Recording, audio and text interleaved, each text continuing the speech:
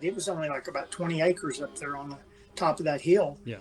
And, and it was one of the best places I've ever hunted. I still kind of go by a rule that I don't hunt one particular stand over about one time out of every 3 to 4 days. You really got to try to work at it to maintain the element of surprise. Well, hi, guys, and welcome to another version of the Camo Matrix featuring Eddie Claypool. And in this particular discussion, we are casually talking about how to place tree stands. And specifically, I had him look at a small piece of property that I hunt on here in North Carolina.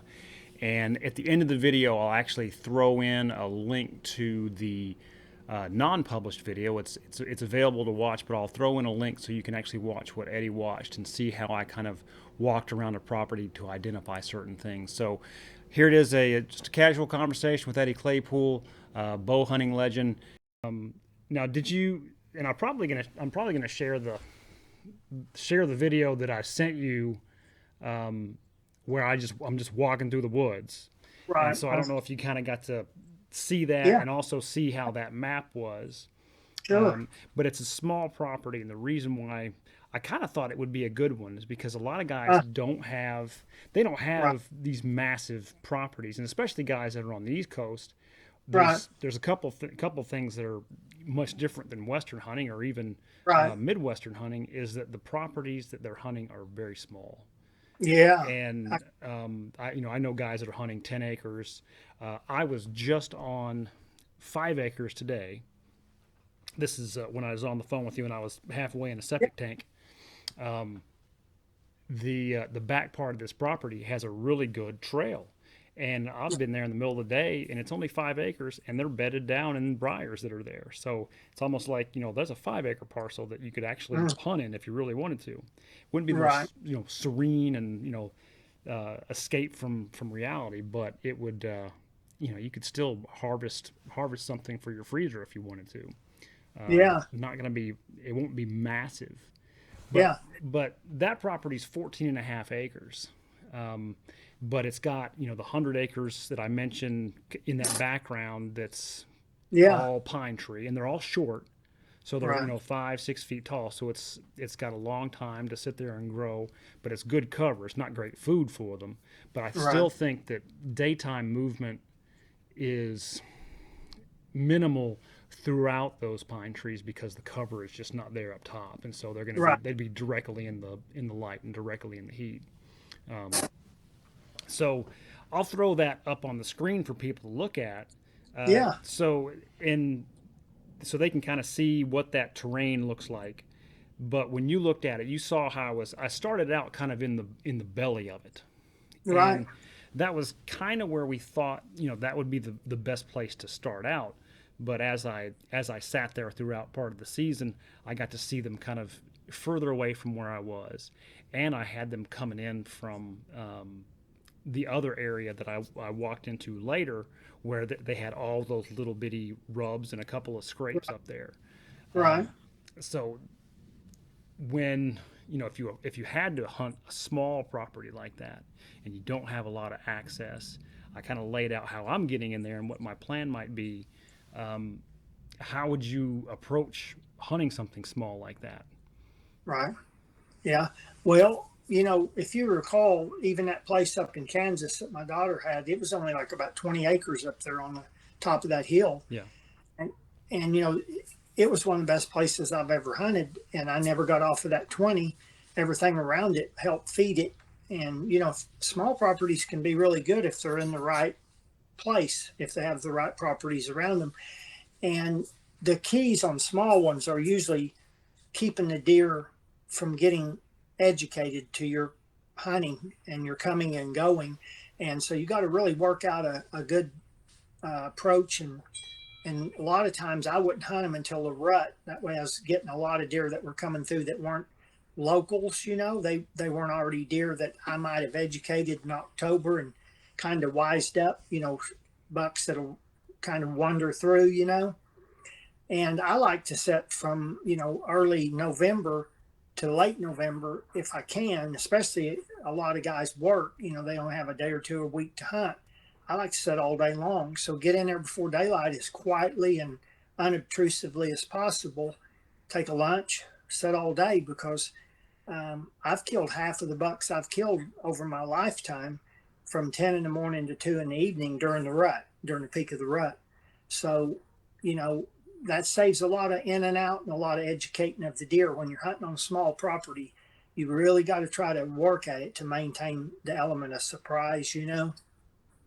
So, so you're kind of reducing the amount of time that you would like if you had a large piece of property where you had may have had, you know, five or six different locations to hunt from, Yeah.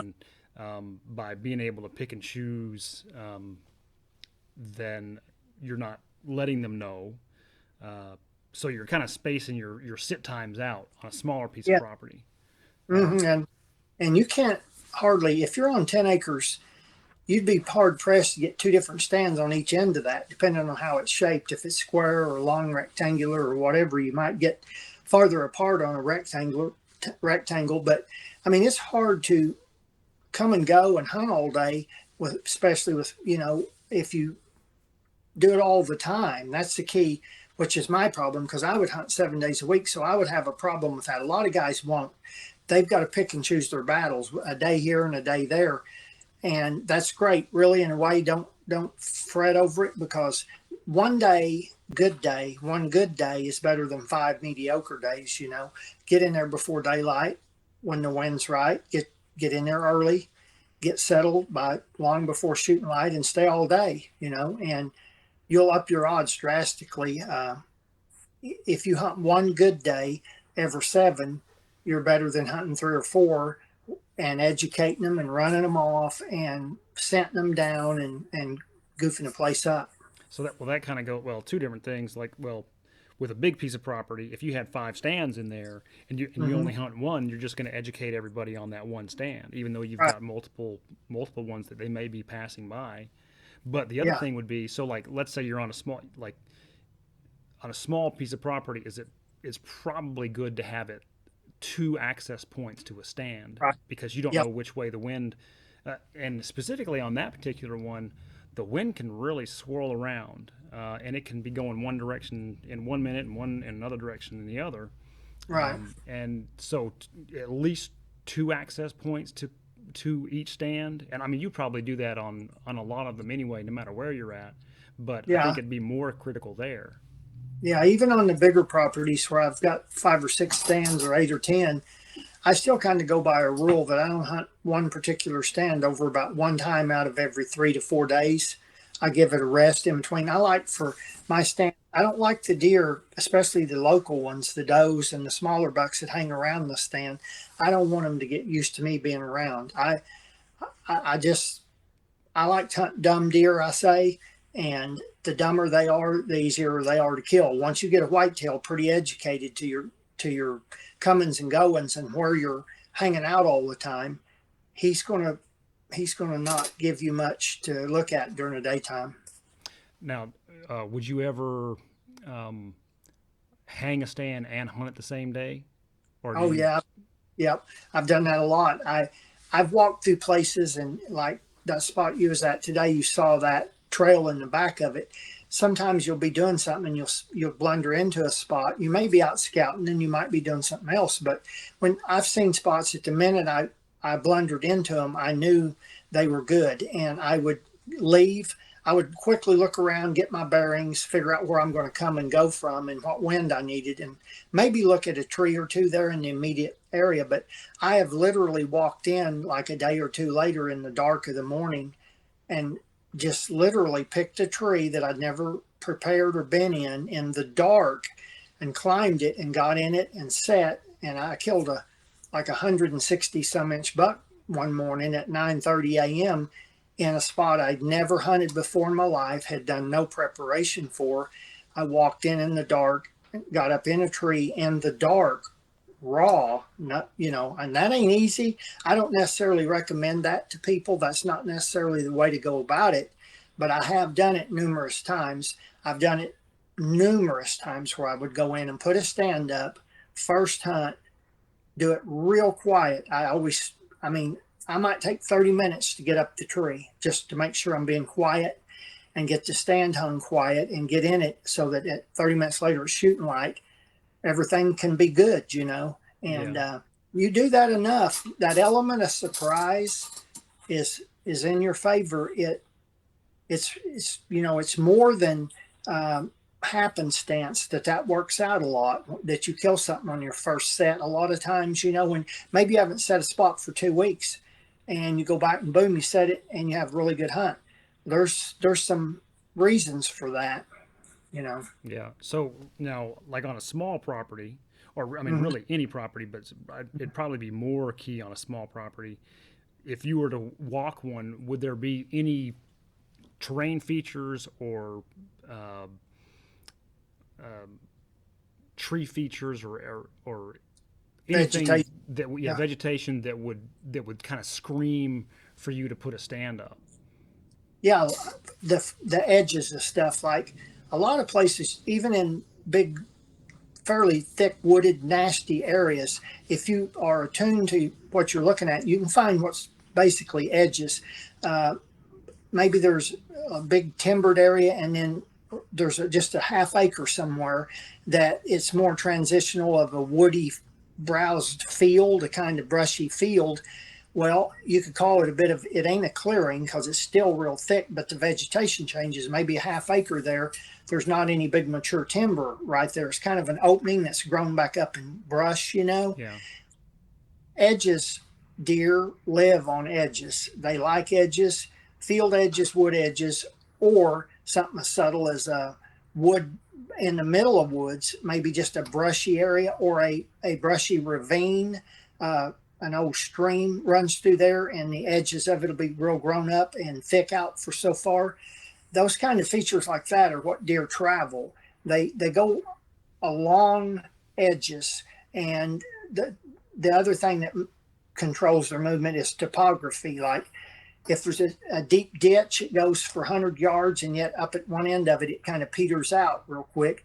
Well, guess where they're all going to go around? They're going to go around the head of that up there. They don't like crossing deep ditches when they can walk 50 yards and go around it on a fairly, not dipping down out of sight. Yeah. I've actually watched huge mature trophy bucks literally walk 100 yards out of their way to walk through an open gate in a fence rather than jump the fence. They're lazy. They don't like doing that stuff. They've probably had run-ins with fences over their life that weren't good. And I mean, if you got to learn to look for those little subtle things that will steer them, to a certain point. Field edges, upper ends of ditches, where the ditch peters out. Yeah. There's always a good trail there. Saddles and ridges. If you've got a high, long ridge and there's a dip in it, they'll cross right there a lot. So, those things like that. And you can use those things to get in and out of your stand too. The one I was telling you about, you've been up there on that hill in Kansas where I used to hunt, that little 20-acre piece. Yeah. That little narrow, deep little gut gash that went from the bottom of that hill to the top it was rocky and nasty and a pain to go up bottom of it. But I would always go up and down it, because when I was in the bottom of that, a deer that was 50 yards on either side of that could not see or hear me if I took my time coming up and down it. I didn't make no noise. So even though it was a little old small acreage there, I could get into that spot I was hunting and out of it pretty easily due to that ditch. So, like finding a location that they necessarily don't want to travel in might be the best access route to get to Yeah, them. absolutely. Yeah, I mean, they don't bust through thick, like briar thickets and stuff, that's really nasty. If you can't walk through it decently, deer ain't going to like it. They might lay down in it and hide in it, bed in it, but they're not going to run around in it. They're not going to be in there chasing does, and they're not going to be in there, socializing. I've seen giant greenbrier thickets that you couldn't have drove a tractor through them with a brush hog on it. I mean, they're nasty. Around the edge of that is what I call an edge, because it's going to deter deer from coming and going through it. So if it's a 100-yard wide greenbrier thicket that deer are not going to pass through, then each end of that, is going to be where they go around and get 50 yards downwind to the end of that greenbrier thicket and look, and you'll find trails contour around the end of that. Okay. So like, well, just like even on that small parcel that I was just on today, there was a section of briar. It's nice, Mm-hmm. really thick, like you can barely walk. You had to find your way through it, and then there was a kind of a clear passageway, minimal briars, but easy to walk through. And then right beyond that was a bunch of small sapling trees that were really thick and close together. And it seemed like they followed actually closest to the tree line, but Mm-hmm. they bed in the briars. And so Yeah. you could, it Well, was almost like tunnels that were in there, but they would bed in there, and I've jumped them out of there also. But yep. that kind of follows your rule of watching for where they're at. Well, those are two different types of habitat there, and the transition zone right between them is about the only thing they could get up and down through real easily to walk between the real thick saplings and the real impenetrable briars. So that's a natural travel route. And then yes, they will bed in them briars like crazy because nothing can get up on them. Nothing can sneak up on them in that stuff. They'll have one is the route they come in will be the route they have to escape out. But other than that, nothing's going to get up on them from any other direction. And that's what they use to their advantage to be safe in spots is, something like that, or get up against I've seen them get up against creek beds, literal drop offs, 8-foot creek banks that drop straight down. Yeah. They'll bed them and then they can look all out in front of them, and let the wind blow across it from behind. And they do this for a living, and we don't give them a lot of credit, but they're pretty sharp because all they have to do is survive.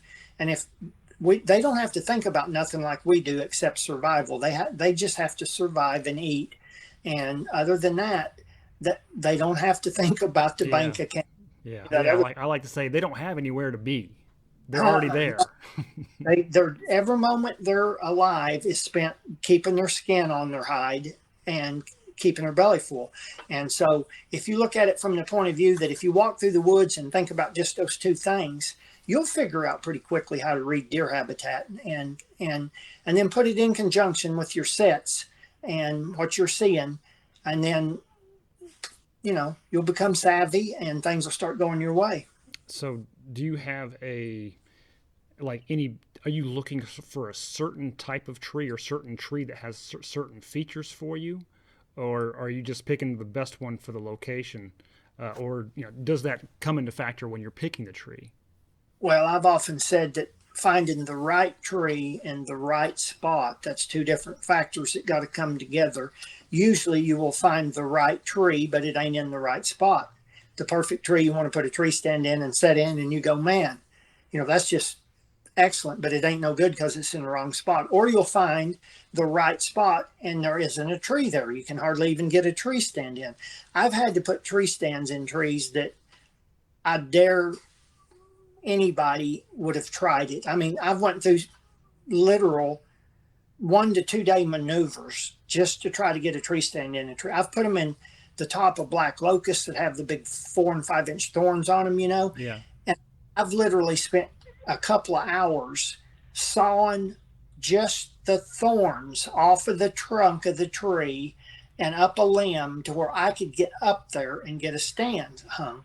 And I've spilled more blood over that sort of stuff than anything else in life, but it was the right spot. And when I find the right spot, like I get my hair stand up on the back of my, find a spot just smoking, know it, I'm going to get in a tree, even if it takes me sometimes I've had to wait till the previous off season and go in there and do things to get it where it was huntable.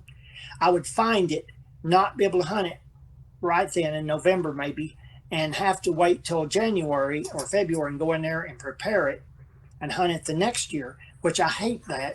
I will do anything to get in a tree if I want in it bad enough. And so a lot of times, I go with the theory that if it's the right spot, I'm going to hunt it one way or the other. I've sat on a stool behind a tree before, which, it doesn't mean you're not going to get a good deer bite, but getting a dadgum thing shot with your bow when you're on the ground. Now that's not my greatest forte. So I like to be up in a tree where I can take it easy up there, even if it's a thorn tree or if it's on a limb that's moving around. I mean, I've been in some trees up there where I was almost scared to even try to stand up and shoot my bow, but it was the right spot. A lot of deer activity there. And so I did what I had to get there. So I'm sure that you've carted a bunch of like climber stands or hang on stands in, but Mm. do you? I know I kind of know how some of your evolution has been because I know that you've Mhm. been on like just the little bitty things that on the side of the tree that you're sitting in all day long, but it's kind of evolved to now you're in a little bit more of a comfortable setup. Yeah. Um, do you prefer a hang on or I don't know? The climbers are okay, but they seem to they're not as comfortable. They kind of feel like they're squashing your spine when you're sitting up in them. Um, Hmm. and then the strap-ons where you just have a seat that you're sitting on. Uh, Right. so, what do you prefer? And do you ever use ladder stands um, Yeah. for your tree Well, stands? here on this place in Kansas, since it's pretty much my whole ball of wax now, uh, yeah, I put up some ladders, especially for peg too.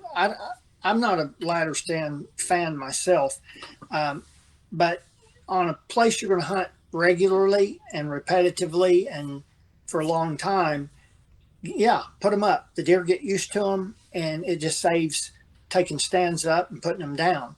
But mainly for me, I like a more of a kind of a fairly quick hang on type stand. The ones I'm using nowadays are a lot bigger and bulkier than I would have ever used for most of my life. I use little lightweight, custom. I even used some that were custom built for me by. Uh, uh, I should go grab. I got some old style. Basically, it's just uh, some pieces of aluminum with a piece of yep. plywood in between it, and it has that V shape, and you kind of use it to climb up with it, and then just turn around and sit on them. Yep. I've killed them out of what I call crotch boards. The V boards. We call them V boards or Yeah, crotch boards. that's what Going that's, to crotch. I've got two of them hanging up over here. I used to use them a lot. I would strap one on the back of my fanny pack on top of it. The one I would use was only about 16 inches wide and had a V in each end of it. And I hunted out in the plains of Colorado a lot, and it was cottonwood trees. Well, cottonwood trees are notorious for having lots of perfect V's in them, where you can use V boards in them, Oh, okay. lots of the V shaped forks of the limbs. And you And just so I did, wedge it into it. yeah, you can wedge it. A lot of people would call it a wedge board. Yeah. I, I use those a lot out there, and I actually killed one of my best bucks ever. I just was scouting up and down along the Arkansas River out there in eastern Colorado one day in the middle of the day and had my crotch board with me. And I found a spot that was like I just described a while ago, one of them that makes the hair stand up on the back of your neck. I mean, it ranks at the top of the pile that I've ever seen.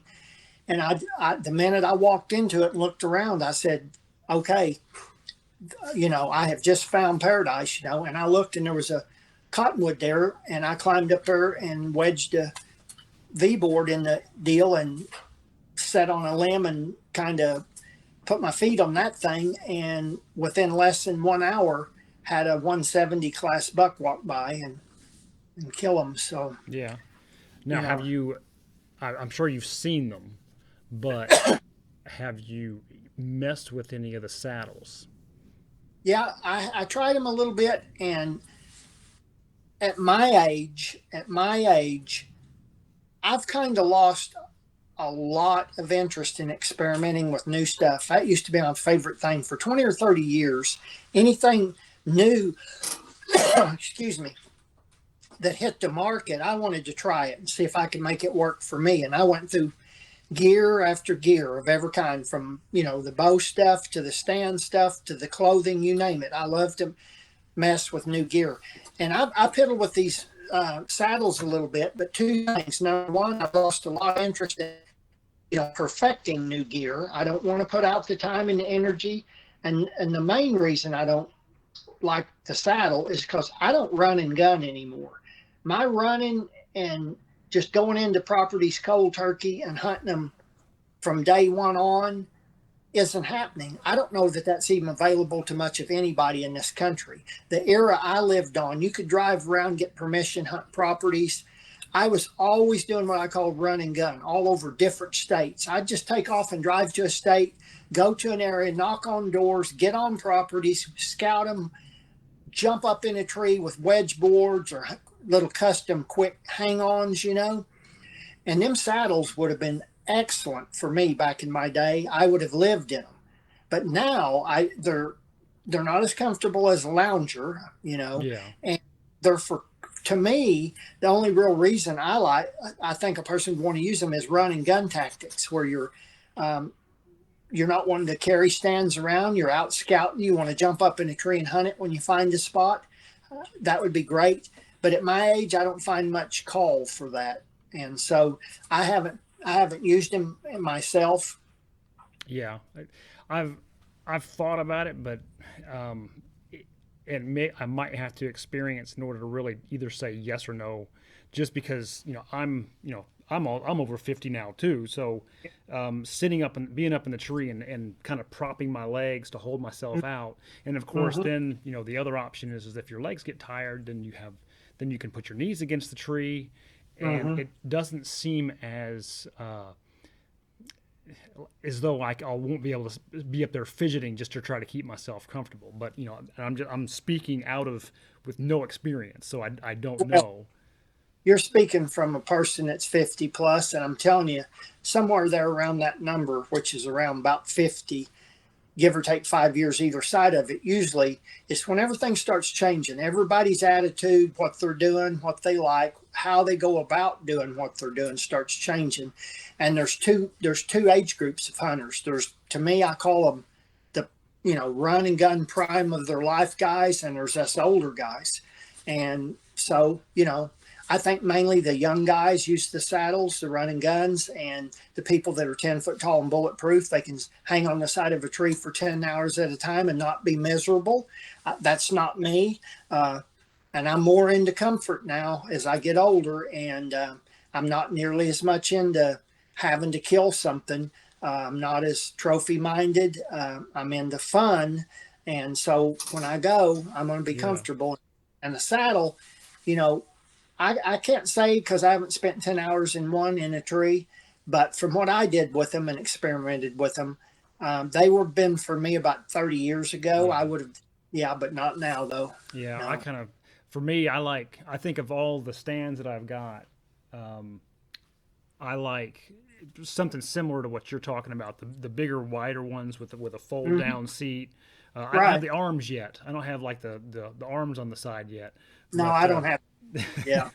Yeah. but I feel like I can be more comfortable and I can shift my body a little bit more. Just as you know, I've got scars all over the place, so I have to move my spine every now and then. But Right. Yeah. that seems like the best for me. But now, do you have a if if you have kind of free reign, do you have a certain height that you're looking to get at in certain areas, or is it based on the terrain or the tree?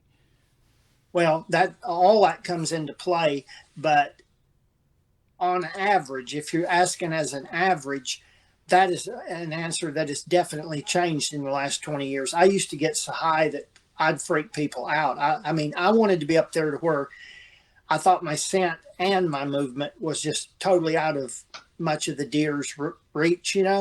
I would get 30 feet high in a minute if I could. And I've been higher than that. Nowadays, I'm not as stable. I'm not the man I used to be. I get a little nervous up there. Uh, I want something, you know, a little bigger and more sturdy. And I don't get much over about 20, 22 feet anymore, is about it. Um, and I actually have a couple of stands on this property here that I own now that are up in great big old oaks that I call them bushy oaks. They're 3 foot thick where they come out of the ground, but they don't go 8 feet, and then they just branch out into about 8 or 10 great big old 10 or 12 inch limbs, a big old ball.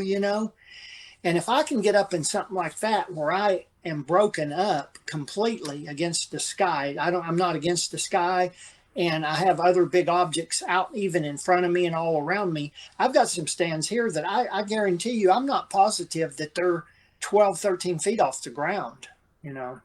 Oh yeah, I think I saw one Yeah, where it was out on the. It's like I guess the tree came out and out on the branch. It sticks out yeah, there, so you're actually yeah, it's like part of the branch versus part of the trunk of the tree. yeah. Yeah, I often like to get in the middle of a bunch of limbs that come out like this and get on one right in the middle because it gives you such a sense of security to have all that around you. You can't fall out of your tree stand. Then you could go to sleep. You're not going to fall to the ground, and it breaks up your. I mean, I've been 12 feet high and had bucks standing still, and I've been moving around pretty good up in them stands, and they don't pick you out, but you get up on them tall telephone pole like trees where you're kind of out, standing out on your own and not much cover around you. I've been 30 feet high and had them actually stop and just snap their head right up at me because I made a quick movement. And so it's all about each situation. Use your, you can get 12 foot tall in some and you can get 30 feet in others. And I would just tell somebody to do what they're comfortable with. I don't, 30 feet's ridiculous, but Yeah. you know, I now I've had I kind of like two things. I've had one where I actually hung a stand, and I liked the location. And when I got there, the tree had fallen over, yeah, and so I, I undid yeah, my stand and I put it on top of the root ball that was about 8 foot tall, and I kind of just yeah, sat in that shadow of the root ball that was in there. yeah, So that was a situation where it was the right place, but then I went from 20 feet high to 8 foot all right, high at that yeah, point. yeah, But there's something else where people have to, if they're going to get that high, they need to practice shooting almost right, straight down, because I've made this right, mistake. I've told you this, where I've had them directly below me, and your yep. pins don't really work that way at that No, point.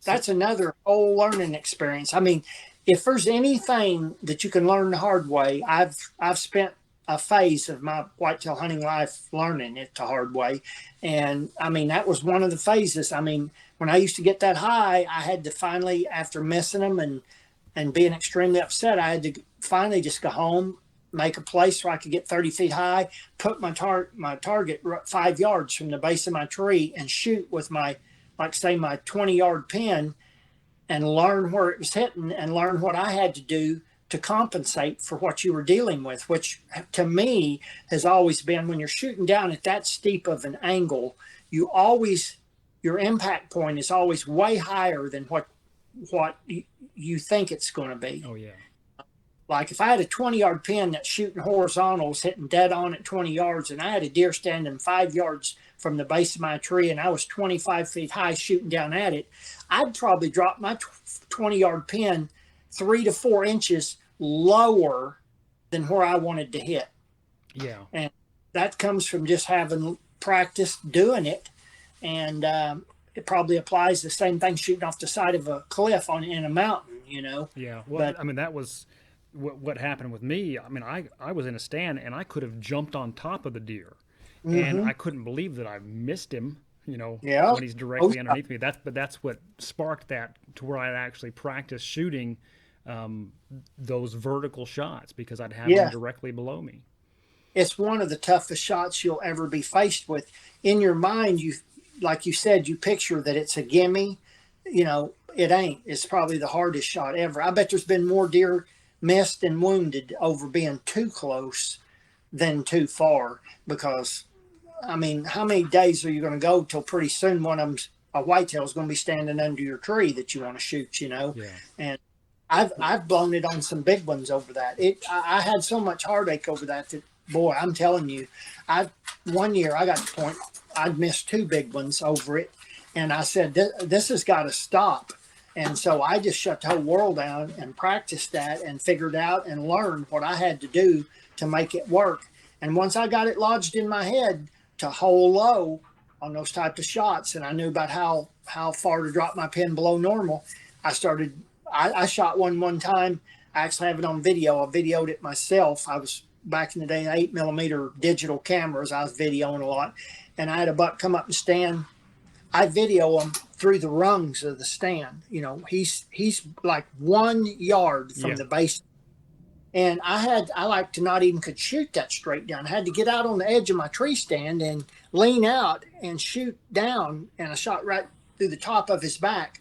But my first top pin was probably plumb over on what I would call, there wouldn't be a downhill side, but it would be the side that was like, I didn't aim in the middle of his back. I dropped it what I would call downhill to the edge of his side. yeah.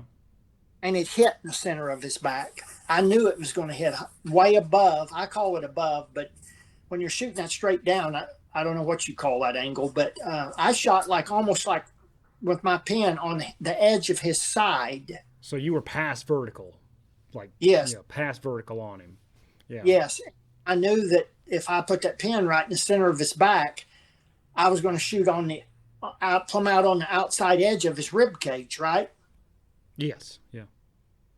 So I dropped it to the other rib cage I keep wanting to say downhill side of him, but um, the side that would be closest to me.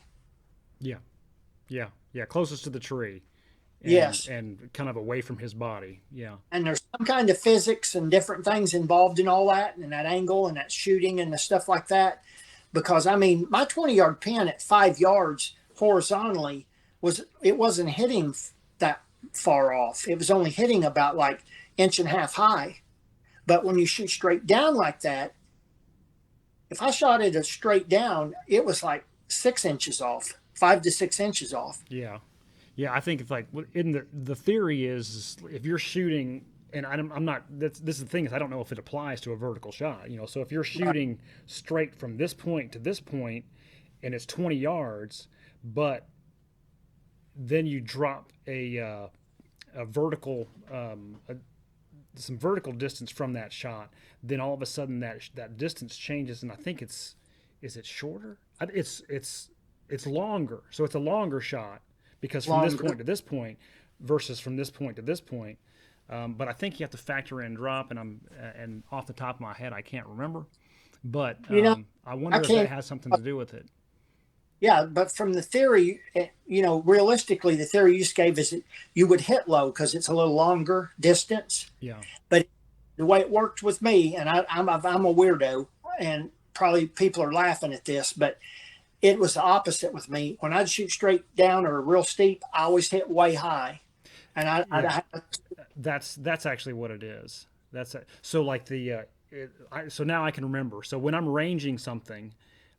And I'm looking and I'm up and I'm ranging something that's down low, you actually have to try to find the point that's straight across from you to get the true pin distance. Yes. So that's how you actually do it. But so yeah, that's why it would hit. I think they've even technological sites now that'll do that for you. Yeah, they do it all. Well, the rangefinder does it now for you. It factors in the angle. And so I've got an older rangefinder, so I'll range to find out where I'm at, and then I'll actually go up and I'll shoot straight across if I've got something. I'm to the point to where I'm on the sunset of my bow hunting career, and I just go out nowadays and enjoy. And I literally don't go by much of any of the rules. I spent all my life going by. I don't I did everything for 25, 30 years to try to eliminate scent, and now my simple scent solution is have the wind in your favor. I mean, I'm not trying to run down scent elimination clothing and all that stuff, but I'm not putting it on. I'm not messing with it. I'm just going to either set where I got the wind in my favor and the deer aren't going to come downwind, or they'll come downwind. I think it's when you're having to suit up and hot and have everything locked up. I mean, I kind of think that you should not cook next to your clothing and not wear it shopping. But for the most part, I think that they have scent layering that's better than your dogs, so they can pick out little bitty different things.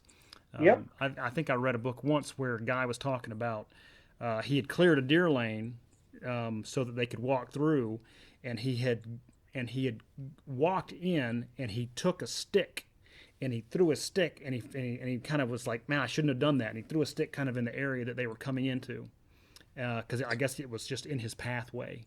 He just wasn't thinking, and he tossed it in there, and he had a deer walk in and smelled the stick where he touched it and went back the other way. And that's probably an extreme. Of course, that's not the dumb deer. Well, to me, I don't know, but from the get-go, 30 years ago or more, whenever scent clothing and stuff really started coming on the market, scent elimination stuff, I just kind of didn't buy into it myself. I just thought, you cannot you can't get where deer ain't gonna smell you.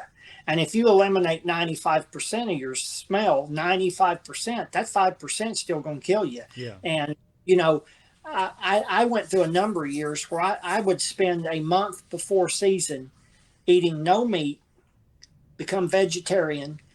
I would take chlorophyll tablets 3 times a day. I would go to saunas and sweat out 3 or 4 times a week. I would purge my entire system. And I actually, at one time, got so in depth. Now, this was after doing all the other stuff, like making sure all your gear was washed in straight, pure water, hung out to dry.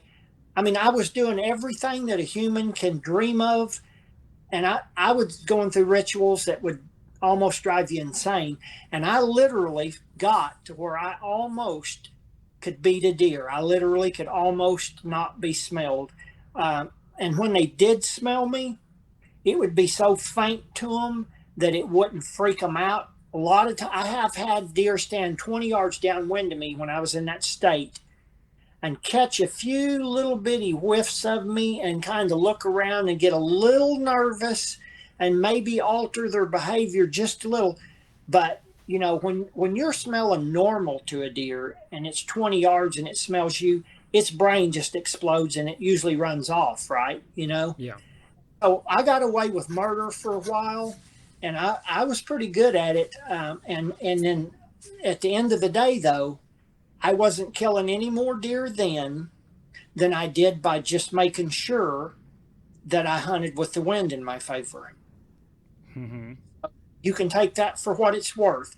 I got as scent free as a human's ever been, and ended up with basically the same amount of buck killing going on at the end of the year as I did when I might go out there with gasoline on my boots. Yeah. So So let's go to we're kind of getting that direction. What would be one of your biggest mistakes with both tree stand location or you know, blowing your hunt? If you've got a couple of those that you can think of where you've made a mistake either with the tree stand location or with just how it was set up to where it made it difficult to make a shot, or just blow your cover. yeah, well, the only thing that really comes to mind there, I'm sure there's some others that haven't popped into my head real quick, but I had a spot one time that in order to hunt a tree stand in it, I had to basically get up on it was just like a telephone pole.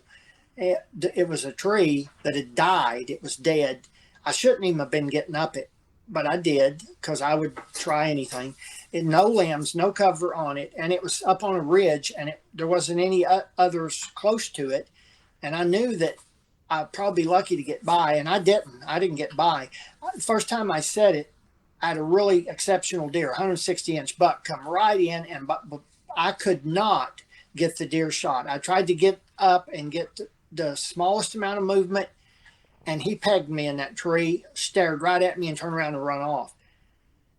I did not want to quit. Tried it again about a week later, and literally had another big one walk right in there and do the same thing, nail me in that tree before I could shoot him. I had had 2 big bucks within 20 yards and less at that tree and didn't get even hardly started trying to kill him.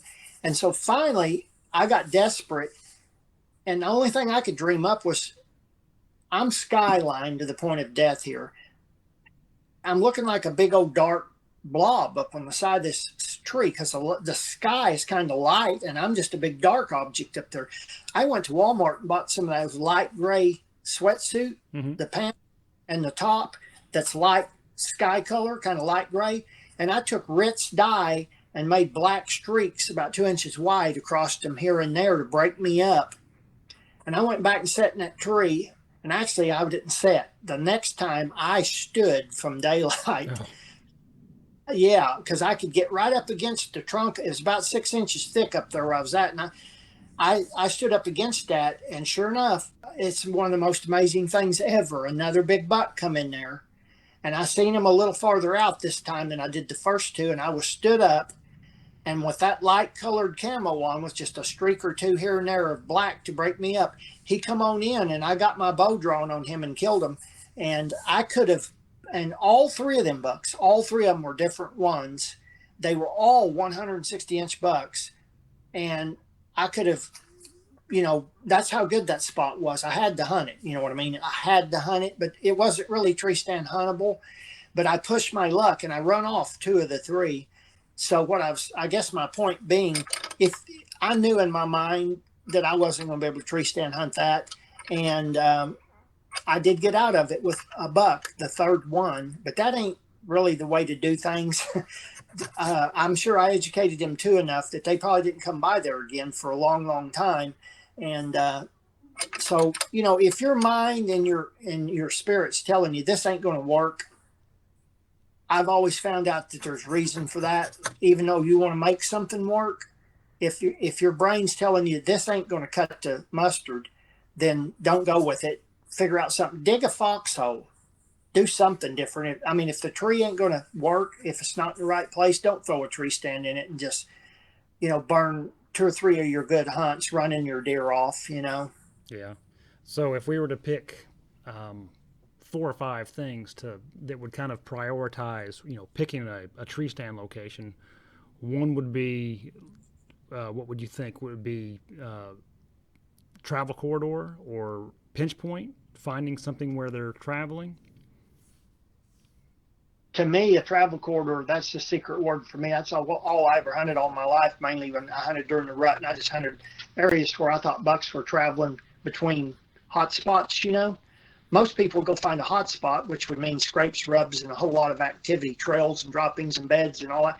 And they'd sit there. Well, that's fine if you're going to sit there once every 5 or 7 days. But, I mean, you go in a place like that, you quickly goof it all up. You can't get into it. You can't get out of it without goofing deer up. You can't set in it without goofing deer up. So I would just figure out where there was 1 or 2 of them spots and get them travel corridors. And a lot of times, to me, as far as a tree, I can't really give any advice on that because, I mean, I'm sure that I've been in everything from A to Z, from some of the best looking setups to some of the dumbest looking ones.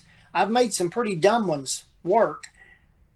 Anybody with a brain will know a good setup when they see it, the right tree with the right cover and everything just sets up. You got about 10 factors involved in picking a tree stand. There's probably at least 10 factors.